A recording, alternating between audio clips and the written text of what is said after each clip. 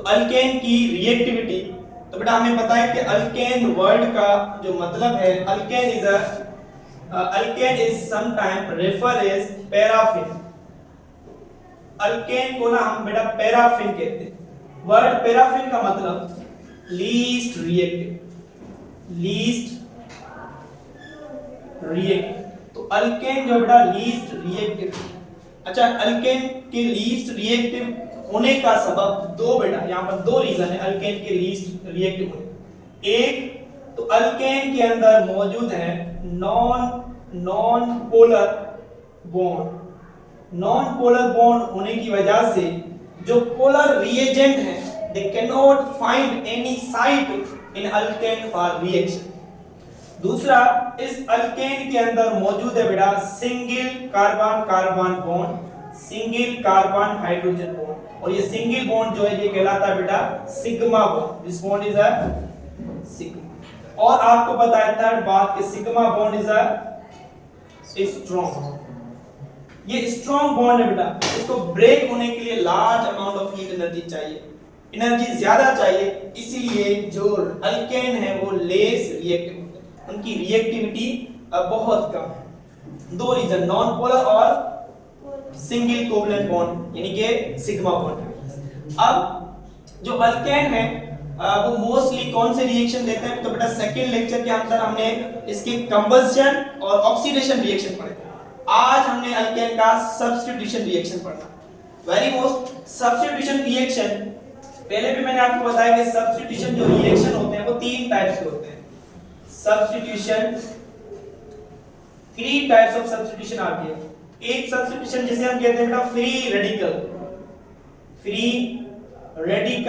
Substitution. Second is बेटा electrophilic substitution reaction, and third is nucleophilic substitution, SN के नाम से जिसे हम कहते हैं। अब ये जो फ्री रेडिकल सब्स्टिट्यूशन है दैट वाज गिवन बाय, ये कौन देता है बेटा अल्केन। और इलेक्ट्रोफिलिक सब्स्टिट्यूशन, ये बेंजीन के जो रिएक्शन है उन्हें कहते हैं इलेक्ट्रोफिलिक सब्स्टिट्यूशन रिएक्शन। और ये जो न्यूक्लियोफिलिक सब्स्टिट्यूशन रिएक्शन है that was given by alkyl halide. Alkyl halide की जो रिएक्शन है वो न्यूक्लियोफिलिक सब्स्टिट्यूशन रिएक्शन। अब हमने अल्केन के केस में फ्री रेडिकल सब्स्टिट्यूशन रिएक्शन को पढ़ना है। फ्री रेडिकल सब्स्टिट्यूशन में एक हमारे पास आता है बेटा हैलोजिनेशन, और अनदर सब्स्टिट्यूशन रिएक्शन है जिसे हम कहते हैं नाइट्रेशन, अनदर इज सल्फोनेशन। ये तीनों अल्केन के सब्स्टिट्यूशन रिएक्शन, ठीक है, हैलोजिनेशन, नाइट्रेशन एंड सल्फोनेशन। और ये तीनों के तीनों फ्री रेडिकल मैकेनिज्म के थ्रू प्रोसीड होते हैं। सबसे पहले हमने पढ़ना तो यही है ना कि व्हाट इज फ्री रेडिकल, फिर सब्स्टिट्यूशन रिएक्शन को आगे हम प्रोसीड करते हैं। बेटा फ्री रेडिकल क्या होता है, तो जब भी बॉन्ड की ब्रेकेज होती है, सपोज करो बेटा हमारे पास कोई या बॉन्ड फिशन और बॉन्ड ब्रेकेज, दो टाइप्स की होती है। एक का नाम है, एक बॉन्ड ब्रेकेज को कहते हैं हम होमोलाइसिस, सेकेंड बॉन्ड ब्रेकेज जिसे हम कहते हैं बेटा heterolysis. Homolysis and heterolysis. What does mean by homolysis, अगर हमारे पास दो मॉलिक्यूल के बीच में यहां पर बॉन्ड है, अब ये बॉन्ड जो है बेटा दोनों एटम के जो इलेक्ट्रॉन पेयर है वो सेंटर में इक्वली डिस्ट्रीब्यूट हो। ऐसा बॉन्ड जिसमें दोनों इलेक्ट्रॉन पेयर इक्वली डिस्ट्रीब्यूट हो, उस बॉन्ड को बेटा हम नाम देते हैं नॉन पोलर बॉन्ड। ये कौन सा कोवलेंट बॉन्ड बेटा, नॉन पोलर कोवलेंट। क्यों नॉन पोलर, क्योंकि ये इलेक्ट्रॉन किसी एक एटम की तरफ नहीं बल्कि between two atoms, between the nucleus of two atoms equally distributed है। तो इस वजह से इस बॉन्ड को क्या कहते हैं बेटा, नॉन पोलर बॉन्ड। अगर इस नॉन पोलर बॉन्ड को आप एक्सपोज कर दें इन सनलाइट, या इसको आप सनलाइट, सपोज सनलाइट नहीं है तो आप क्या करेंगे, इसको हाई टेम्परेचर दें, या फिर बेटा इस बॉन्ड को आप कोई सुटेबल कैटालिस्ट प्रोवाइड करें। ऑर्गेनिक केमिस्ट्री में मोस्टली कैटालिस्ट यूज करते हैं पेरोक्साइड्स को। These are the peroxide and use as a catalyst. ये कैटालिस्ट और हाई टेम्परेचर और सनलाइट जब इस बॉन्ड को देंगे तो इस बॉन्ड की यहां से होगी ब्रेकेज। ये बॉन्ड किस तरीके से ब्रेक होगा, एक इलेक्ट्रॉन इस एटम के पास जाएगा और एक इलेक्ट्रॉन इस टाइप की ब्रेकेज को कहेंगे बेटा होमोलाइसिस।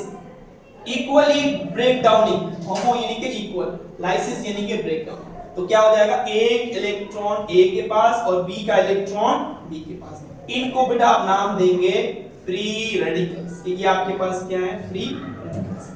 यानी कि नॉन पोलर बॉन्ड जब एक्सपोज होगा सनलाइट में, they produced what they produce बेटा, they produce free radical। तो फ्री रेडिकल को जनरेट करता है। अगर बॉन्ड हमारा हेटेरो एटम के बीच में है या इसमें ये इलेक्ट्रॉन पेयर है वो बी के साइड ज्यादा है, तो इस टाइप का बॉन्ड कहलाता है बेटा पोलर बॉन्ड। ये कौन सा बॉन्ड है बेटा, this is a polar bond.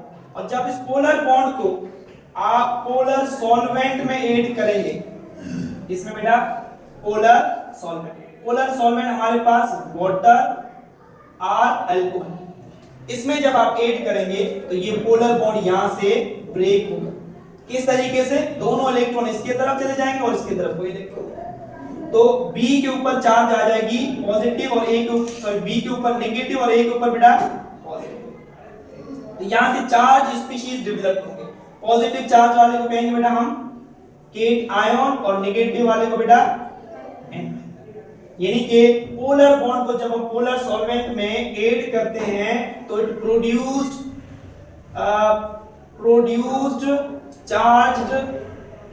Charged radical. क्या प्रोड्यूस करते हैं बेटा, चार्ज रेडिकल, जिसे हम केटायन और एनायन कह रहे हैं, केटायन और एनायन। और such type of breakage is called बेटा हेटेरोलाइसिस।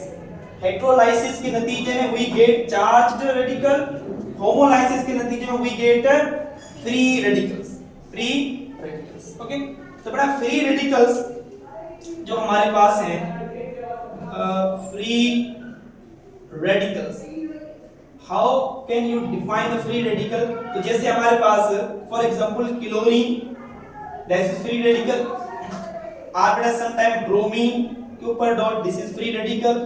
CH3 dot free radical, CH3 CH2, ये भी हमारे पास क्या है बेटा, फ्री रेडिकल। फ्री रेडिकल के पास, जैसे मैं अगर इस मिथाइल को लूं, मिथाइल फ्री रेडिकल के पास एक हाइड्रोजन बेटा, अनदर हाइड्रोजन और ये थर्ड हाइड्रोजन और एक है फ्री रेडिकल। तो इस कार्बन के पास देखना, अगर मैं आपसे पूछूं इस कार्बन के पास कितने टोटल इलेक्ट्रॉन है बेटा, तो 1 2 3 4 5 6 और 7 इलेक्ट्रॉन दिस कार्बन हैविंग।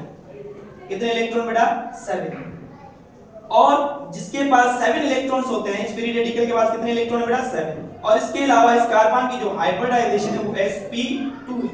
तो फ्री रेडिकल बेटा किसे कहते हैं, फ्री रेडिकल वो होंगे जिनके पास मौजूद हो अनपेयर्ड इलेक्ट्रॉन, या फिर आप कहें बेटा ऑड इलेक्ट्रॉन। ऐसी species that contain unpaired electron और odd electron, they are said to be free radical, उसे आप फ्री रेडिकल। अब अगर अनपेयर्ड इलेक्ट्रॉन होते हैं, ऑड इलेक्ट्रॉन होते हैं, तो उसे हम के नाम देते हैं बेटा पैरामैग्नेटिक। तो फ्री रेडिकल्स जो होते हैं वो क्या होते हैं, पैरामैग्नेटिक इन नेचर। मैं पढ़ा क्या है पैरामैग्नेटिक का मतलब, in magnetic field they show attraction. तो ये मैग्नेटिक फील्ड के अंदर अट्रैक्शन शो करते हैं, इस वजह से फ्री रेडिकल को हम कहते हैं पैरामैग्नेटिक कहते हैं, और क्योंकि इनके अंदर अनपेयर्ड इलेक्ट्रॉन मौजूद होते हैं। सेकंड बात बेटा फ्री रेडिकल के लिए कि they are highly reactive. Free radicals are highly reactive. अब जो चीज ज्यादा रिएक्टिव होती है तो वो लीस्ट स्टेबल होती है, क्योंकि हमें पता है बेटा ये यूनिवर्सल लॉ है या यूनिवर्सल बात है कि जो रिएक्टिविटी होती है, reactivity is always inverse with stability. मैंने कहा free radical is highly reactive, इसका मतलब लीस्ट स्टेबल। इसका मतलब कि free radicals are least stable, बहुत कम स्टेबल होते हैं। अब इन फ्री रेडिकल्स जो ये फ्री रेडिकल अल्केन के अंदर सब्स्टिट्यूशन करवाते हैं। अल्केन के अंदर क्या कराना बेटा? Substitution reaction. किस तरीके से? अल्केन की सब्स्टिट्यूशन हम आप करने लगे। अल्केन में बेटा हमारे पास वेरी सिंपलेस्ट कंपाउंड में लूंगा अल्केन का, जो कि है बेटा, जो कि है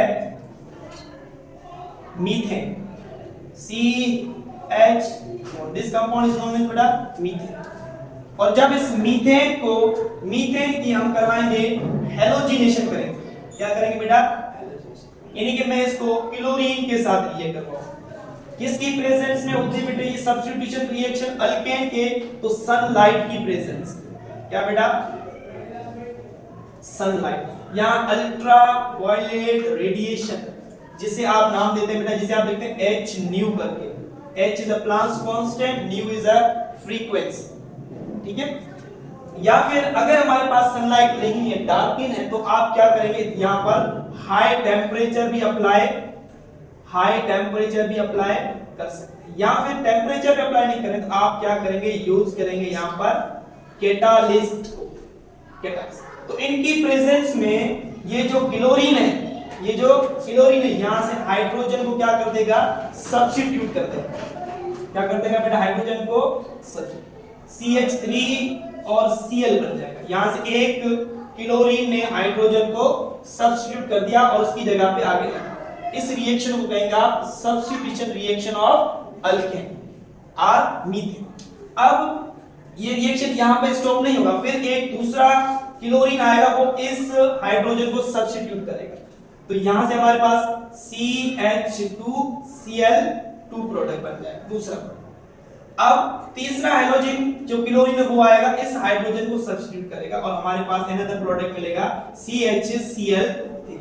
और लास्ट में ये वाला हाइड्रोजन भी यहां से हो जाएगा सब्स्टिट्यूट, जिसकी वजह से हमें मिलेगा यहां पर CCl4। और साथ ही हमें यहां पर मिल रहा होता है HCl और प्लस में बेटा CH3 और CH3। एंड में आपको पता चलेगा कहां पे मिलते हैं। तो ये प्रोडक्ट्स मिलते हैं जब हम हैलोजिनेशन करवाते हैं, किसकी बेटा? Methane. When methane is halogenated under such condition, it produce these products. Very first product नाम क्या होगा बेटा इसका? This is called, आयुर्वेदिक नाम लिखेंगे सबका। This is called chloromethane. Chloromethane. और इसको क्या कहेंगे बेटा? डाइक्लोरोमीथेन। Another is ट्राइक्लोरोमीथेन। और सबसे last one is टेट्राक्लोरोमीथेन।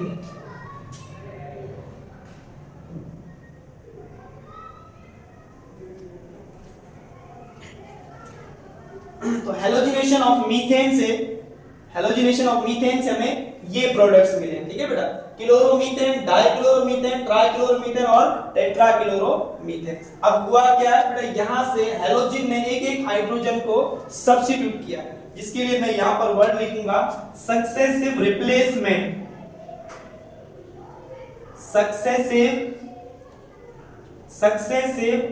Replacement of, किसकी रिप्लेसमेंट हुई है बेटा? यहां से hydrogen of alkane bye halogen is called substitution, जो कि हमारे पास होती है हैलोजिनेशन। सब्स्टिट्यूशन की टाइप हैलोजिनेशन, क्योंकि हैलोजन ने हाइड्रोजन को सब्स्टिट्यूट किया, तो इसलिए हम इसको क्या कहेंगे बेटा? हैलोजिनेशन कहेंगे। और हैलोजिनेशन में हमारे पास कौन से प्रोडक्ट मिल रहे हैं? These are the main. और ये किस मैकेनिज्म को फॉलो करती है बेटा? ये हमारे पास फ्री रेडिकल मैकेनिज्म के थ्रू होती है। कौन सा मैकेनिज्म? Free radical mechanism.